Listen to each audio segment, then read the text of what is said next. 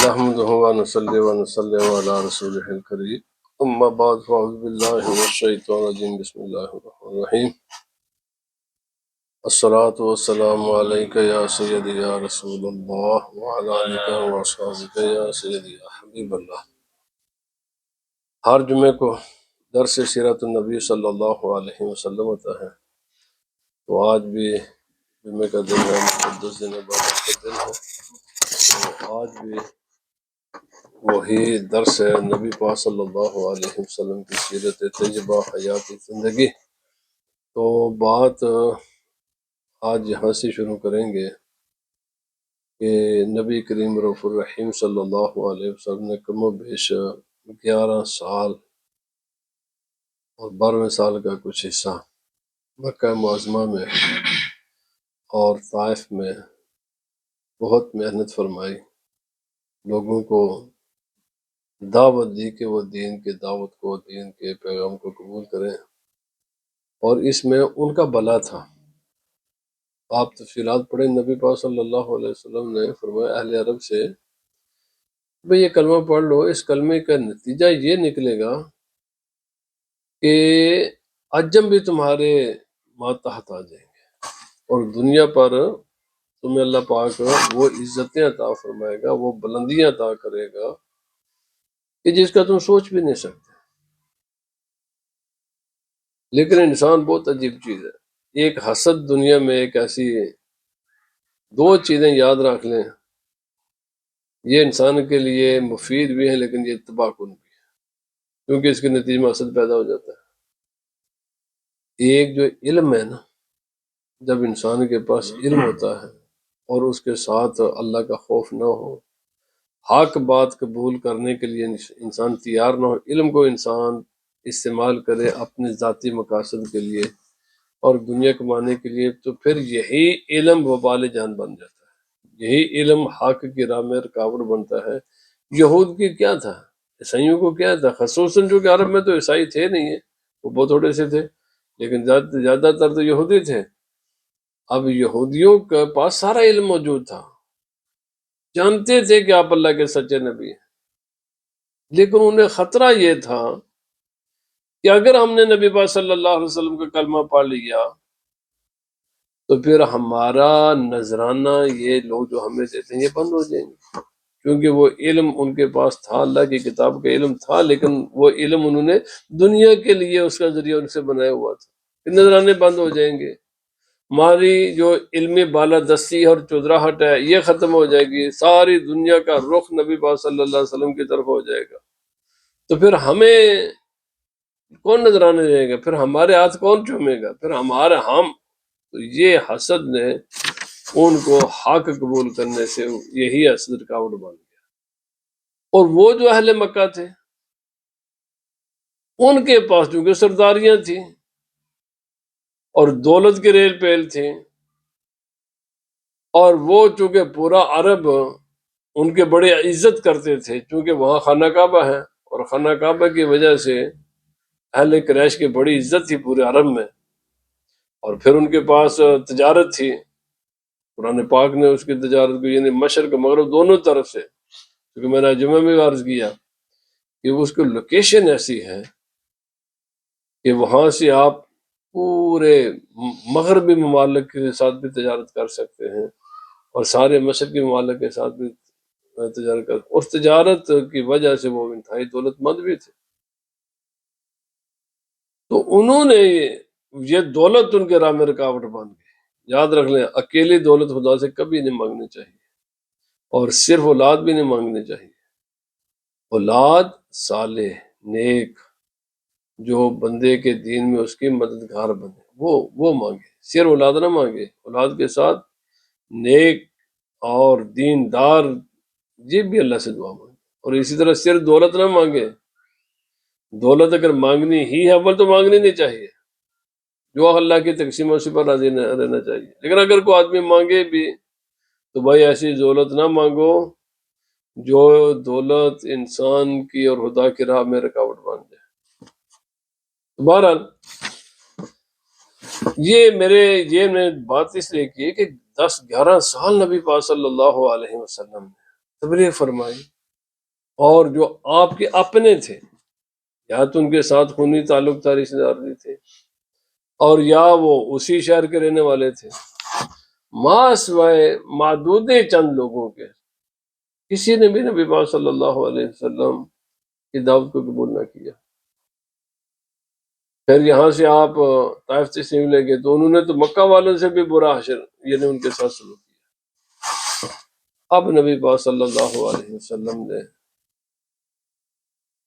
اپنا جو انداز تبلیغ تھا اس کو بتلایا، تو چونکہ 2 مہینے تھے، 2 موسم تھے، پورا عرب خانہ کعبہ کی زیارت کے لیے اور عمرے کے لیے اور حج کے لیے یہ لوگ آیا کرتے تھے۔ ایک یہی ذی الحج کا مہینہ، محرم کا مہینہ، ذیقعد کا مہینہ، اور دوسرا رجب کا مہینہ تھا۔ تو حج کے لیے آتے ہیں، پھر واپس چلے جاتے ہیں، اور پھر جب رجب کا مہینہ آتا تو پھر وہ جناب عمرہ اس میں کرتے، یا بہرحال ان کا اپنا رسم و رواج تھا حج کا اور عمرے کا انہوں نے، تو اس میں ایک بڑی تعداد عرب کی وہ مکہ معظمہ میں آتی، اور جب یہ اصل تو ان کا مقصد ہوتا خانہ کعبہ کی زیارت، طواف خانہ کعبہ، سعی، صفا مروہ کی سعی، حج وغیرہ کے مناسک ادا کرنے، قربانی دینا، لیکن انہوں نے اس موقع سے فائدہ اٹھاتے ہوئے کہ ہم کیوں نہ ایک سفر میں 2 کام کر لیں، حج عمرہ بھی کر لیا کریں گے، اور چونکہ سارے کا سارا عرب کے بے شمار لوگ آئے ہوئے، مختلف اطراف و اکناف سے لوگ آئیں گے، تو ہم وہاں اپنے تجارتی ساز و سامان کی ایڈورٹائزمنٹ بھی کر لیں، خرید و فروخت بھی کر لیں، اور ان کے ساتھ بیچنے والا سامان بیچیں، خریدنے والا خرید لیں، تو ایک سفر میں ہمیں 2 فائدے مل جائیں گے، اور یہ کوئی منع بھی نہیں ہے، اسلام نے بھی اس کی اجازت دی ہے، قرآن پاک نے واضح تھا اس کے بارے کہ اگر کوئی انسان حج کے لیے جائے اور ساتھ تجارت بھی کر لے تو اس کی اجازت ہے، اور بہت اچھا موقع ہے۔ کاش کے مسلمان اس چیز کو اگر سمجھتے، یعنی جو اسلام کی اصل تعلیم ہے نا حج کی، اس سے بے پناہ فائدہ اٹھایا جا سکتا ہے۔ کوئی روئے زمین پر اتنا بڑا اجتماع نہیں ہے، اور یہ کوئی آج کا نہیں ہے، یہ ہزاروں برس سے اتنا بڑا اجتماع ہو رہا ہے، ملین پیپل وہاں آتے ہیں، اور آپ تو بہت زیادہ آتے ہیں،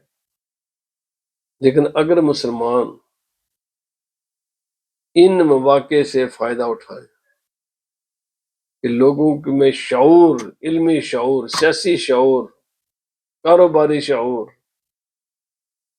اس کو موقع بنا کر امت مسلمہ کی صحیح رہنما کی جائے، تو بھائی بلین کا جو ہم خرچہ کرتے ہیں نا ایڈورٹائزمنٹ پر اور مختلف میٹنگوں پر اور مختلف اجلاسوں پر، یہ فری میں کام ہو جاتا ہے، اور یعنی مسلمانوں میں اگر کوئی غربت ہے تو اس کا سبب وہ خود ہے، اور سب سے بڑی رکاوٹ دین کی راہ میں مسلمان حکمران ہیں، یہ مردہ گھوڑے ہیں، مردہ گھوڑے، بلکہ مردہ گھوڑوں سے بھی یہ بدتر ہیں ہمارے حکمران، کہ جنہوں نے صرف اپنی چھوٹی سے مفادات کے لیے امت مسلمہ کو آپس میں ملنے نہیں دیتے، بلکہ دنیا میں تو یعنی یہ ایک الگ موضوع ہے، وہاں پر انہیں واٹس ایپ نہیں چلنے دیتے، کیوں کہ لوگوں کا آپس میں اگر کنیکشن ہو گیا تو ہماری حکومتوں کے لیے یہ لوگ خطرہ بن جائے گے۔ اللہ ان ظالموں سے نبی پاک صلی اللہ علیہ وسلم کی امت کی جان چھڑائے۔ حالانکہ اگر لوگ آپس میں، ایک وہ آدمی انڈونیشیا سے چلا، دوسرا امریکہ سے چلا، تیسرا آسٹریلیا سے چلا، کوئی آدمی ساؤتھ افریقہ سے آ رہا ہے، کوئی برطانیہ سے جا رہا ہے، کوئی اسپین سے جا رہا ہے، کوئی کہیں سے جا رہا ہے، کیونکہ یہ سارے لوگوں اگر وہاں بیٹھ جائیں اور ان کو ایجوکیٹ کیا جائے مختلف معاملات پر، اور ماہرین وہاں موجود ہوں، اور جو ہر آدمی اپنے اپنے فیلڈ کا ماہر ہے وہ لوگوں کی رہنمائی کرے،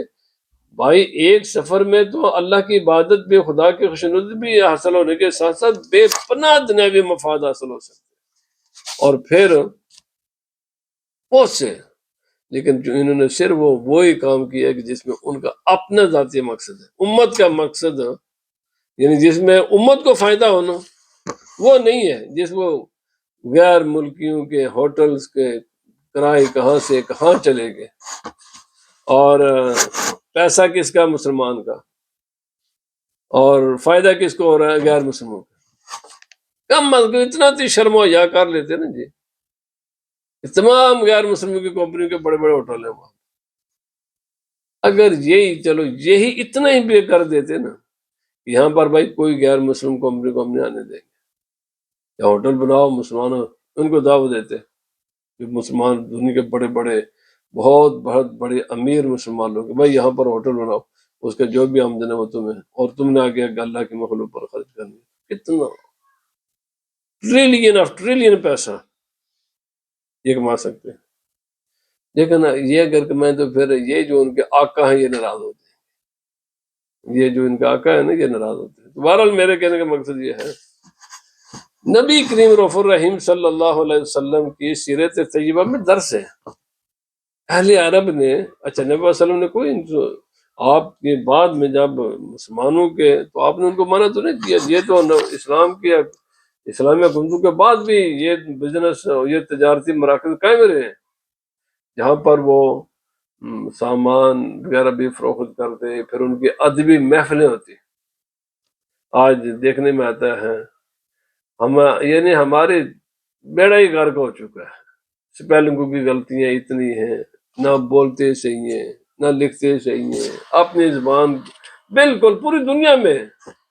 اپنی زبان کا کوئی بیچارے کا والی وارث ہی نہیں ہے، اور پوری دولت خرچ کس پر ہو رہی ہے؟ انگلش پر۔ یار کرو تو اپنی زبان کی بھی تو حفاظت کرو نا۔ اس وقت کیا ہوا کرتا تھا کہ اس موقع کو اس کام کے لیے استعمال کرتے تھے کہ جو عرب شعراء ہیں بہترین سے بہترین کلام لکھ کر لائیں اور پڑھیں، زبان کو ڈیولپ کرتے تھے، اور اسی لیے ان کی زبان دنیا کی بہترین، آج تک دنیا کی بڑی 5 زبان میں ام السان، یعنی دنیا کی آپ اٹھا کر دیکھیں، یہ یوں ہی بن کے عربی کو یہ عربی مقام مل گیا کہ دنیا کی وہ زبانیں کہ جن کو تمام زبان کی جڑ کہا جاتا ہے، ان میں سے ایک عربی ہے۔ یعنی 2-3 زبانیں، یہ پوری روئے زمین پر جو ہزاروں کی تعداد میں بولی جانے والی زبانیں ہیں نا، یہ جا کر جڑ جاتی ہیں 2-3 زبانوں کے ساتھ، اور ان میں سے ایک عربی ہے۔ اور یہ عربی زبان ویسے ڈیولپ ہو گئی ہے، بھائی یہ ویسے نہیں ڈیولپ ہوئی، اس کے پیچھے ان لوگوں کی محنتیں تھیں، وہ حج کے موقع کو غنیمت سمجھتے تھے، عمرے کے موقع کو غنیمت سمجھتے تھے، دعوت دیتے تھے، بھائی یہ کھلا آپ کے لیے اوپن فیلڈ ہے، جو بھی تم کہنا چاہتے کہو، لیکن ان دا بیسٹ وے۔ اور جب بیسٹ وے کہتے تو پھر انڈیپینڈنٹ فیصلہ کیا جاتا کہ کس شاعر کا سب سے بہترین کلام ہے،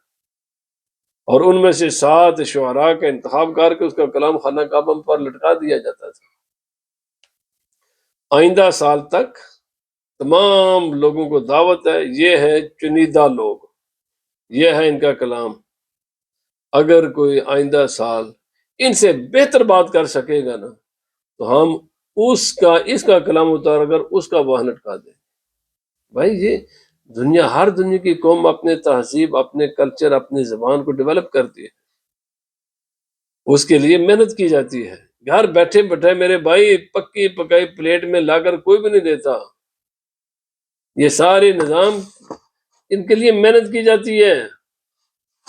تو میں یہ ساری باتیں عرض کرنے کا مقصد یہ ہے کہ اہل عرب کیا کرتے تھے؟ حج بھی کرتے، عمرہ بھی کرتے، ساتھ بزنس بھی کرتے، ساتھ اپنی زبان کو بھی ڈیولپ کرتے، ساتھ جو ان کے کامن مسائل ان کو بھی ڈسکس کرتے۔ مجھے یاد ہے آج تک، اللہ پاک مغفرت فرمائے، مولانا عبدالسحر نے سب، آپ نے بہت مرتبہ یہ کہا یار اتنی مہربانی کر دو نا کہ یہ جو حاجی ہیں پاکستان کے حاجیوں کی کمیونیکیشن انڈونیشیا والوں کے ساتھ، ان کے ملیشیا والوں کے ساتھ، ان کے یورپ، یعنی ان کو اتنا تو کریں، یہ لوگ آپس میں وہاں مل بیٹھے، وہ مل دیتے نہیں، ان کے بالکل سب کو سیپریٹ رکھا جاتا ہے۔ کیسے یہ ایک منصوبہ ہے، کہ مسلمانوں کو اکٹھے نہیں ہونے دینا. اچھا کہتے ہیں کہ یہ اکٹھے ہوں، اور سب سے بڑی رکاوٹ یہ خود لوگ کبھی بھی آپس میں نہیں ملنے دیں گے، بلکہ ان کو تو ملنا دور کی بات، اپنے شہریوں کو آپس میں نہیں ملنے دیتے. جو لوگ واٹس ایپ سے خوف زدہ ہیں، فیس بک سے خوف زدہ ہیں، کہیں دو ہمارے شہری آپس میں بات نہ کر جائے اور ہماری حکومت کو خطرہ نہ بن جائے، ہمارے لیے مسائل نہ پیدا ہو جائے، یہ خاک کریں گے مردے گھوڑے. بہرحال بھائی جو بھی اویلیبل اپرچونیٹیز ہوتی ہے نا، ان کو ویل کرنا چاہیے، ان سے فائدہ اٹھانا چاہیے. نبی پاک صلی اللہ علیہ وسلم کی سیرت طیبہ بھی یہی ہے. جب یہ ان لوگوں نے اب مایوس، نبی پاک صلی اللہ علیہ وسلم نے دیکھا کہ بھئی یہ لوگ اسلام قبول نہیں کرتے، تو اب نبی پاک صلی اللہ علیہ وسلم نے کیا طریقہ کہ آپ ان میلوں میں جاتے، وہ تجارتی میلے جو مکہ معظمہ کے اراؤنڈ منعقد ہوتے ہیں، تو آپ ان میلوں میں نے وہ آج کو میلے کیوں ہوتے، اصل میں یہ حج کا موسم ہوتا تھا، اور حج ہی میں تجارت بھی یہ لوگ کرتے تھے. وہاں جا کر لوگوں کو آپ دعوت دیتے تھے. تو اسی دعوت کے سلسلہ میں یہ جہاں پر آج جمرات ہے نا، یہاں جمرات سے ادھر ہے مکہ معظمہ کی طرف، اور خانہ کعبہ کے درمیان میں ایک جگہ عقبہ اس کو کہتے ہیں. یہاں پر نبی پاک صلی اللہ علیہ وسلم نے دعوت دی، اور وہاں پر کچھ لوگ گئے ہوئے تھے مدینہ طیبہ کے، اور یہ کہ ان کو 6 7 8 تعداد تھی، بعض 12 کہتے ہیں، مختلف تعداد میں سیرت نگاروں کا اختلاف ہے. آپ نے ان سے فرمایا کہ بھائی ان کو دعوت دی دین کی.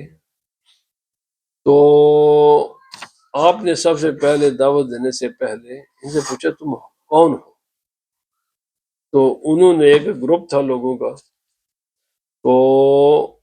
اس گروپ سے آپ نے پوچھا کہ تم کون لوگ ہو. تو انہوں نے کہا جناب ہم مدینہ منورہ کے باشندے ہیں، قبیلہ خزرج کے ساتھ ہمارا تعلق ہے. تو نبی پاک صلی اللہ علیہ وسلم نے ان کے لیے دعا فرمائی خیر کی. اور یہاں پر ہر بات کی بڑی بڑی تفصیل ہے، یہ خزرج کون تھے، مدینہ منورہ سے یہودی کہاں سے آئے، یہ بہرحال اتنا ساری تفصیلات کے لیے وقت نہیں ہے میں عرض کروں، مختصر میں عرض کر رہا ہوں. تو آپ نے فرمایا خزرج سے ہو؟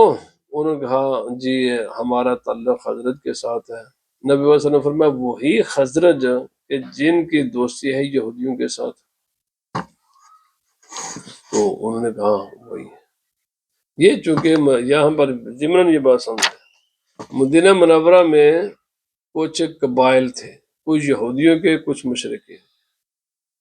یہودیوں کے جو مین قبیلے تھے وہ 5 تھے، اور جو مشرقین کے قبیلے تھے وہ 2 تھے، اوس اور خزرج.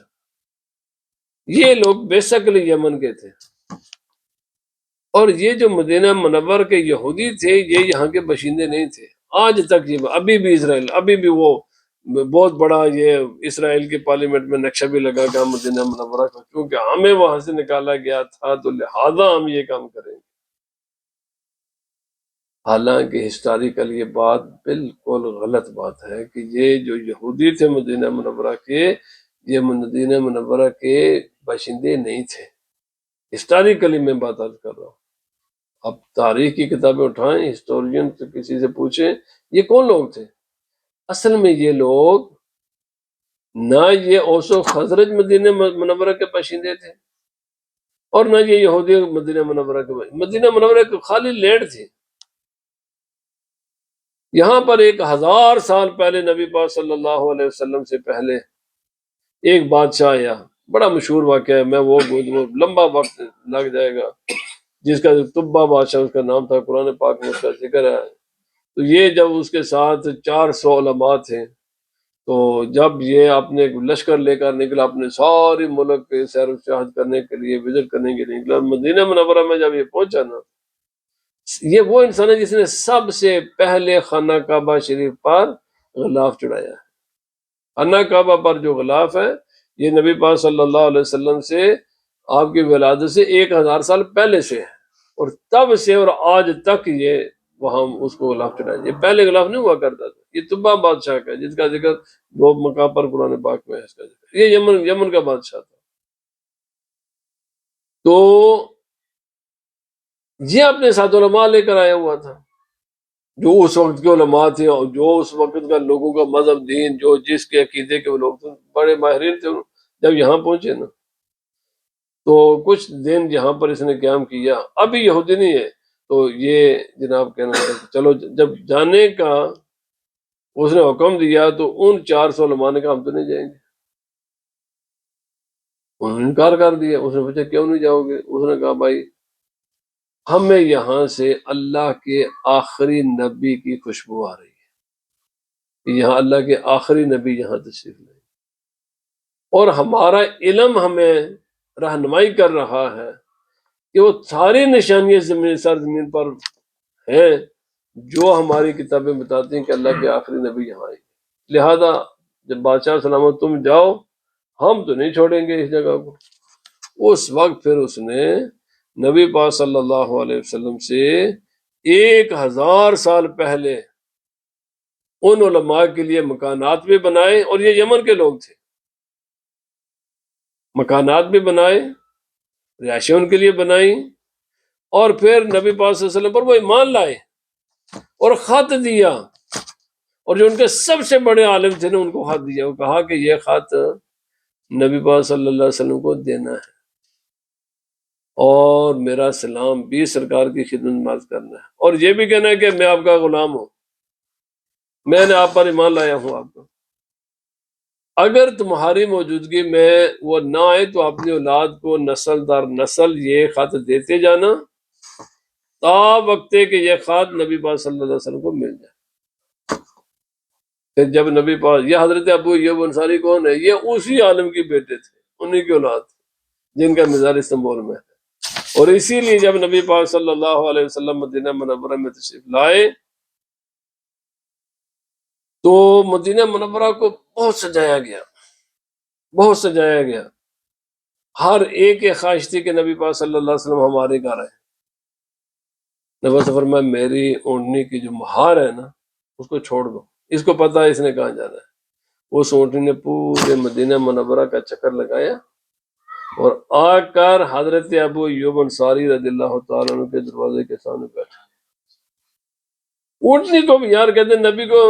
اور نبی پاک کو تو اونٹنی کو پتا ہے یہ ہے جو جگہ اس بادشاہ نے نبی پاک صلی اللہ علیہ وسلم کے لیے 1000 سال پہلے بنوائی تھی۔ آپ کسی غیر کے گھر نہیں کہ اپنے گھر آئے تھے، وہ گھر بنائی نبی صلی اللہ علیہ وسلم کے لیے گیا تھا، اور یہ حضرت ابو ایوب انصاری اسی عالم کی نسل میں سے تھے۔ بڑا مقام ہے حضرت ابو ایوب انصاری رضی اللہ تعالیٰ عنہ کا۔ دوبارہ اب ہے جو یہودی، یہ کہاں سے؟ یہ تو انصاری یہ جب یہاں آئے تو چونکہ یہ یمن کے لوگ تھے، باقی پھر ان کے رشتے جیسے ہم یہاں پر کوئی ایک آتا ہے تو اپنے فیملی کو 10 15 20 اور منگوا لیتا ہے، تو بھائی یہ جو علماء تھے نا جب یہاں سیٹل ہو گئے تو پھر انہوں نے اپنی فیملی منگوا لی وہاں سے، پھر 1000 سال بڑا عرصہ ہوا، تو درمیان میں پھر ان کی تعلیمات بھول بھال گئے لوگ، اور پھر وہ مشرک ہو گئے یہ لوگ جو خزرج اوس تھے۔ اب یہ جو یہودی تھے نا یہ کدھر سے؟ یہ مدینہ منورہ کے باشندہ، غلط ان کا دعویٰ ہے کہ مدینہ منورہ سے ہمیں نکالا گیا ہے، ایکسپیل کیا گیا، ایگزائل کیا گیا، وہ تو ہماری جگہ آج بھی اسرائیلی کہتے ہیں۔ بڑی اقوام متحدہ میں جب تقریریں ہوتی ہیں یا امریکہ کے ساتھ تو وہاں بھی یہی باتیں کرتے ہیں۔ یہ اصل میں یہ حضرت موسیٰ علیہ السلام کے ساتھ تھے ایک جہاد پر کہ راستہ ان بھول گئے، جب دشمن نے اٹیک کیا نا، جب زبردست اٹیک ہوا تو جب ہر انسان اپنے ڈر کر بھاگتا ہے تو یہ وہ بھاگے ہوئے لوگ تھے، یہودی تھے، جو بھاگ کر جب نکلے تو واپسی کا راستہ ان کو بھول گیا، اور ان کو پتہ ہی نہیں تھا کہ ہمارا اصل علاقہ کیا ہے، تو جدھر ان کا منہ آیا ادھر چلتے گئے چلتے گئے چلتے گئے، جو مدینہ منورہ پہنچے تو دیکھا ذرا آب و ہوا بھی اچھی ہے، کھجوریں وغیرہ بھی ہیں، زمین بھی اچھی ہے، یہاں بیٹھ گئے۔ یہودی مدینہ منورہ کے باشندے نہیں تھے، نہ آج ہیں، نہ ان کا کلیم درست ہے، یہ پہلے بھی یہ بھاگے ہوئے لوگ ہیں لشکر سے، وہ بگدڑ میں جب بھول کر چلے گئے، جیسے ہمارے پاکستان میں بھی وہ کلاش قبیلہ ہے، یہ بھی بھاگے ہوئے لوگ ہیں۔ یہ بھی کئی ہزار سال سے ہیں، ان کو بھی اپنے خبر نہیں ہے، یہ یونان سے بھی چلے گئے ہوئے 20-25 ہزار ان کی تعداد ہے پاکستان میں، یہ بھی کوئی پاکستانی نہ انڈین ہے نہ پاکستانی ہے، ان کا کوئی اس علاقے کے ساتھ تعلق نہیں ہے، یہ بیسیکلی یہ یونانی ہے، جیسے ہم یہاں آئے ہیں